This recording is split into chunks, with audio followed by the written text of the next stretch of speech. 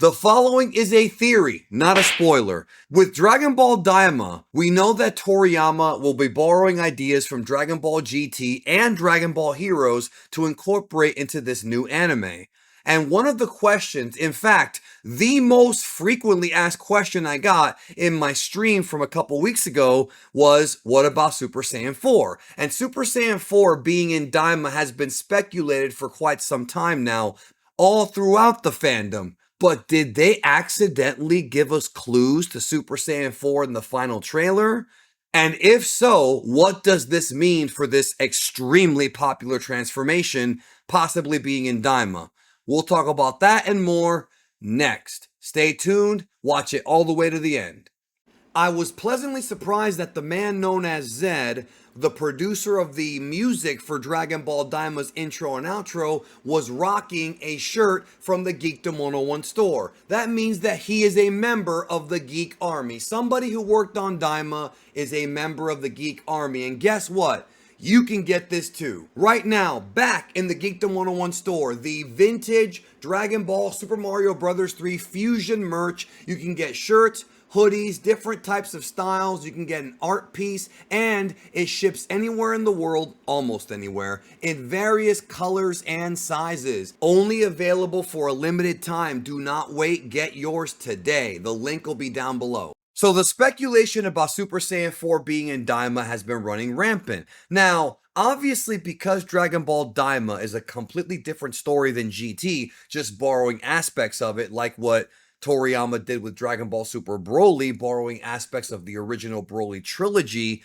it's not going to be the same. Super Saiyan 4 and Dragon Ball GT came about because of a high amount of Brutes waves that hit Goku while he was fighting baby Vegeta on planet New Plant, or New Planet Plant, that is. However, with Daima, we're going into the demon realm, so things aren't quite going to be the same. So if Super Saiyan 4 gets repurposed for Dragon Ball Daima, it would have to be different. So joining me to discuss this theory, he pitched it to me first, and I think it sort of makes sense, and I'll be adding my own color to it. Please welcome Heesh from Star Blast Studios. What's up? What's going on, guys? Happy to be here, Danny. Yeah, you are very happy. My eardrums are still recovering. Oh, but anyways, I'll move the mic no, away. it's all good. No, it's all good. It's all good, man. Don't edit this part out. Anyways, let's talk about Super Saiyan 4. So there may be clues to Super Saiyan 4 in the trailer, because oftentimes what happens with these trailers is they'll give us a little tiny glimpse of stuff that we don't really know the context of, but then when we see the series, we get it. For example, in the Dragon Ball Superhero trailer, you can't see Cell Max, but you can see scenes where there's an explosion from his energy. So they're showing us, but not really showing us. However, we are aware of a character in Dragon Ball Daima named Werewolf. We actually see him in the trailer. And if you look at his eyes, look at those eyes right there on your screen. Those eyes look very, very familiar. Could he be a tie-in to the Daima version of Super Saiyan 4? We're going to talk all about that today, and Heesh will give his thoughts. But firstly, understand Super Saiyan 4 cannot exist the same way as it does in GT, so it would have to be written differently, repurposed differently. So what do you think? How do you think they can make this work in Daima based on the evidence that we have? So first and foremost, we have to specifically acknowledge a factor when it comes to how Super Saiyan 4 was created in GT, in that they did their own continuity in changing how the tails work. Now, I want to specifically look back at Dragon Ball and Dragon Ball Z and looking at the tails. Now, the thing is about Saiyan tails is that they are a biological weak point. And the reason why we have to specifically go back and look at it is because this is where Toriyama's frame of mind is going to be. And so now that he's going to be, since he's doing Daima, there's going to be changes. Anyways, while it's true that one can strengthen the tail to not have weaknesses when grabbed, it's an underlying weakness in that if the tail is cut, then when they are in Ozaru, they will de-transform. They will then very likely lose the battle. So Saiyans, the thing is about them is that they no longer grow tails after they attain a certain point of power, because there's no reason for them to rely on that specific state. Goku and the others have surpassed that threshold long ago. Yep. Now, specifically, what makes Super Saiyan it's basically an evolved form of that exact power. Tails appear to become a recessive thing to the next generation because of this, which is why Goten and Trunks does not grow tails. With all that being lined up, the concept of Super Saiyan 4 and Golden Ozaru is stated by the GT Perfect files to be the legendary Super Saiyan, which clearly does not mesh with the mainline Z lore and especially Dragon Ball Super, let's be honest. Yeah, they borrowed the idea from Vegeta's sort of speech in the Namek arc when we see a giant ape when he's thinking about the Super Saiyan legend. And so their idea was, let's just take the idea of a great ape and the idea of a Super Saiyan and combine them when they were making GT. This was covered in my transformation guide for Golden Uzaru, and I actually think that's a really, really good idea. However, Dragon Ball Daima can get away with this without even needing Golden Uzaru, which, to be honest, if we see Super Saiyan 4 in Daima, it'll be cool, but I really like Golden Uzaru, and I feel cheated that we're not going to get that form ever again, but you never know what might happen down the road. That being said, the werewolf in the trailer piques my eyebrows. So, since we know that Toriyama is going to be taking concepts and ideas from Dragon Ball Online, Dragon Ball Heroes, and such, there's easily a case that can be presented here to show that we can get a transformation that resembles Super Saiyan 4 without it necessarily being connected to Saiyan biology. Now, one of the factors in there is actually Super Mira. In Xenoverse 2, you see him with a transformation that looks like it has the Super Saiyan 4 sort of fur, his hair grows up like that, but it's not actually Super Saiyan 4. Now, how this specifically ties into Daima is actually the Wolfman, as you were talking about. So the Wolfman already being present in the story is already suggesting the concept of moon and evil energy being absorbed from the demon realm.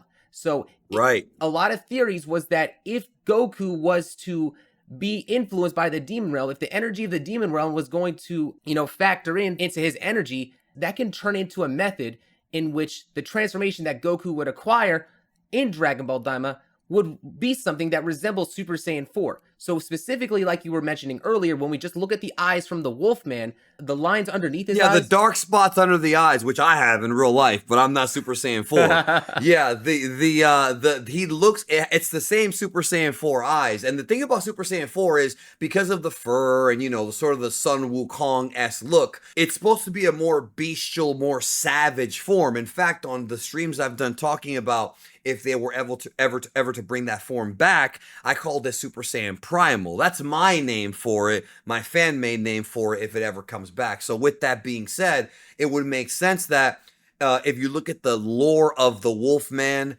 and werewolves, Toriyama borrowed that. He borrowed a combination of King Kong and the werewolf when he first came up with Sun Wukong's counterpart, Son Goku, in the original manga.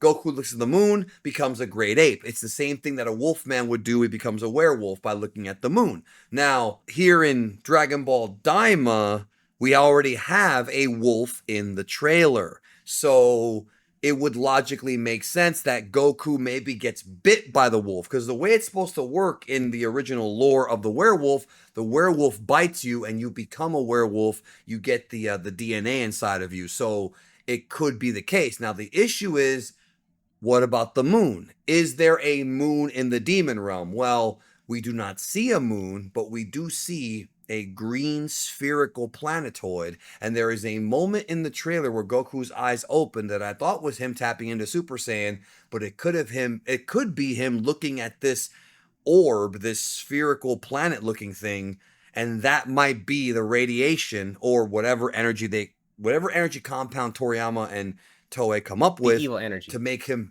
mutate into Super Saiyan 4. So Super Saiyan 4 would be a mutation, and to me that makes sense, because that would explain why Goku does not use Super Saiyan 4 against Lord Beerus in their first confrontation in Battle of Gods, which takes place after Daima.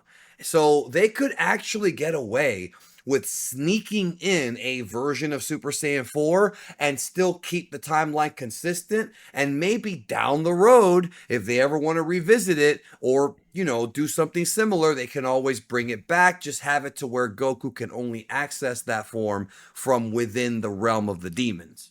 And not even just that, but when we look at all the examples that was presented, when it comes to Mira from Xenoverse, when it comes to the Wolfman, look at like when you look at the fur that's on these characters, they all have a lighter sort of color. So if Goku was to go into this transformation that resembles Super Saiyan 4, this might end up looking like Super Saiyan 4, but with white hair and white fur, which would ultimately look like Super Saiyan 5 in retrospect. Yeah, it would look like the fan art Super Saiyan 5, which would be something. Because remember, for years, we thought there would never be an evil Goku. I even made a video that's been clowned because I said there is no evil Goku, Broly's not coming back, Trunks is not coming back, and all those things happen. So I'm like the reverse prognosticator when it comes to that video, but I've gotten other things right. But when it comes to this, I think if you have white hair, it could look cool. I think people are going to recognize the dark hair a lot more, or maybe even the red hair that Gogeta has. But I will say this, and I'm just going to be honest about this, I would not expect to see Super Saiyan 4 Gogeta in Daima, no matter if they do Super Saiyan 4, because let's not forget, Dragon Ball Goku does not teach Vegeta the fusion pose in the Dragon Ball Super continuity until the Broly film, which is set several years after where Daima is supposed to take place. So because of that, Vegeta does not know how to use the fusion pose. Will we see the Potara fusion? Possibly. I mean, you've got Supreme Kais down there. There may be some around, but I don't know for certain if that's the case. No, I highly doubt that you'd end up seeing the Potara fusion because they had only learned Me that too. the Potara fusion like lasted an hour when they utilized it. So that would so them being Right. knowledgeable of That's that fair. fact, yeah, that would take away from Super.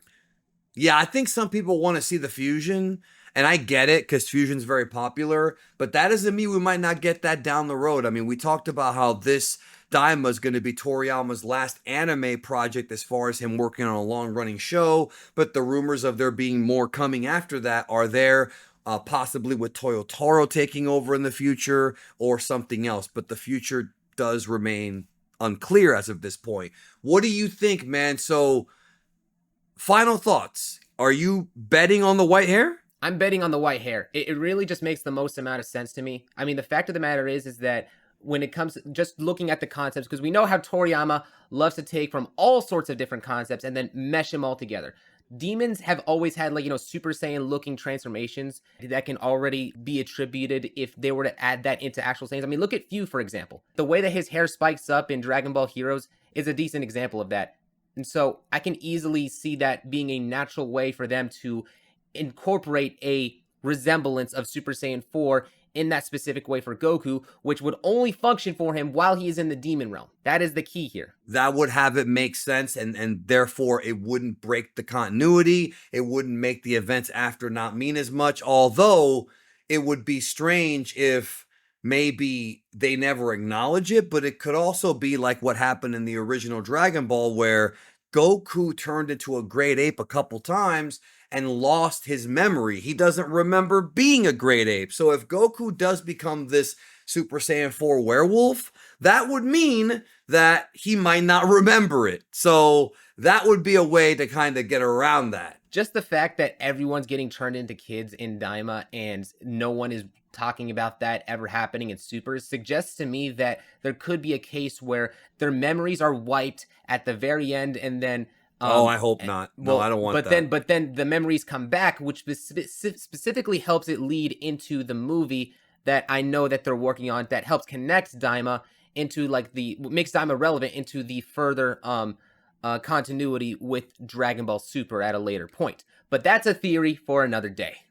Well, I mean, and that actually that's great because if Daima, I talked about how Daima's going to introduce a lot of new things that have not been seen before in Dragon Ball, and some of the characters could come back later. We don't know which, then that would absolutely make sense. With that being said, that's it. Let us know your comments down below, and we'll talk to you next time. Take care.